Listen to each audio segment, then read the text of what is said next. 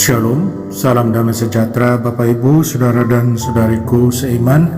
Senang berjumpa kembali dengan Anda dalam permenungan harian Sabda Tuhan, Embun Sabda, Sabtu 15 Oktober 2022, peringatan wajib Santa Teresia dari Yesus, perawan dan pujangga gereja.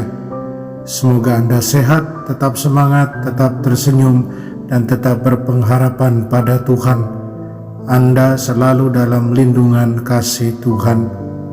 Buat saudara dan saudariku yang sakit, dalam nama Tuhan Yesus, Anda sembuh. Saya ajak Anda hari ini merenungkan, Tuhan selalu bersama kita. Apakah kita juga bersamanya selalu? Saudara dan saudariku, mari sebelum kita dengarkan dan renungkan firman Tuhan, kita tandai diri kita dengan tanda keselamatan dalam nama Bapa dan Putra dan Roh Kudus. Amin.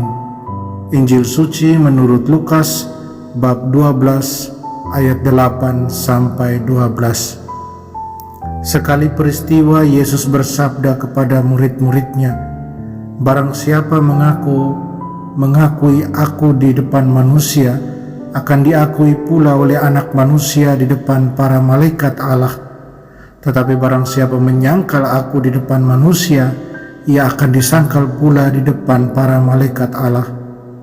Setiap orang yang mengatakan sesuatu melawan Anak Manusia, ia akan diampuni. Tetapi barang siapa menghujat Roh Kudus, tidak akan diampuni.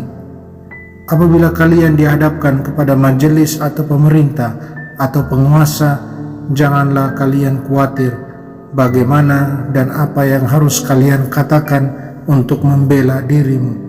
Sebab pada saat itu juga Roh Kudus akan mengajarkan kepadamu apa yang harus kamu katakan."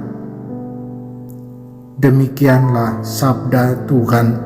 Terpujilah Kristus. Saudara dan saudariku yang terkasih dalam Kristus, sering dalam hidup kita banyak mengeluh ketika kita mengalami cobaan-cobaan, ketika kita harus melalui penderitaan. Yang kita keluhkan adalah Tuhan tidak bersama kita, Tuhan tidak mengasihi kita, Dia tidak mencintai kita. Atau sering kita katakan, mengapa Tuhan membiarkan hal ini terjadi? Mengapa cobaan-cobaan ini datang terus-menerus tiada henti? Mengapa hal tragis ini terjadi? Saudara dan saudariku, itulah yang sering terjadi dalam hidup kita, bukan? Kita tidak pernah bertanya lebih jauh, apa maksud dibalik semua hal yang terjadi itu? Atau bahkan lebih jauh lagi, kita bertanya, apakah kita selalu bersama Tuhan? Apakah kita bersama Dia selalu, di mana kita mengutamakan Dia, di mana kita hidup sesuai dengan kehendak-Nya, di mana kita mau mendengarkan Dia, membiarkan diri terinspirasi oleh sabdanya. Saudara dan saudariku terkasih dalam Kristus, kebersamaan dengan Tuhan terlihat ketika kita tidak menyangkalnya, terlihat ketika kita percaya bahwa Tuhan akan selalu menemani kita, mendampingi kita lewat Roh-Nya yang kudus. Dalam Injil hari ini, Yesus ajar kita 3 hal. Yang pertama, jangan menyangkal Tuhan. Akuilah Tuhan kapan dan di mana saja. Dialah Tuhan dan Allah kita. Kedua, jangan berbuat dosa melawan Roh Kudus. Biarkan Roh Kudus menginspirasi kita. Jangan pernah menyangkal kehadiran Roh Kudus. Kita adalah bait Roh Kudus. Ketiga, yakinlah bahwa Tuhan selalu bersama kita lewat Roh-Nya yang senantiasa hadir, terutama di saat-saat sulit, di saat-saat suka, di saat-saat sulit. Roh Tuhan bersama kita. Saudara dan saudariku terkasih dalam Kristus, ketika kita sungguh mencintai Tuhan, ketika kita sungguh beriman pada Tuhan, ketika kita sungguh meletakkan pengharapan kita padanya, maka saya percaya bahwa dalam diri kita hampir pasti tidak ada keraguan akan kehadiran Tuhan yang selalu ada dengan kita. Di samping cinta, iman, dan pengharapan, kita juga dituntut memiliki keterbukaan, memiliki kerendahan hati, merendahkan diri di hadapan Allah Tuhan kita. Saudara dan saudariku terkasih dalam Kristus, mari kita berdoa lewat bacaan-bacaan suci yang kita dengar hari ini, agar kita terus berjuang. Kita berjuang untuk hidup dalam cinta, hidup dalam iman dan pengharapan akan Allah.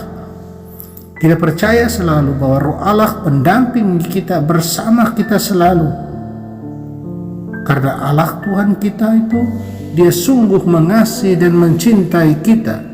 Kita diundang untuk selalu bersama dengan Dia ketika kita menjalani hidup kita setiap hari. Biarkan Roh Tuhan menuntun kita, menggandeng tangan kita, agar kita tidak salah jalan. Semoga kita selalu mau membuka hati untuk mendengarkan Tuhan. Semoga kita selalu mau membuka hati agar Tuhan sungguh hadir dan berkarya dalam dan lewat diri kita. Amin.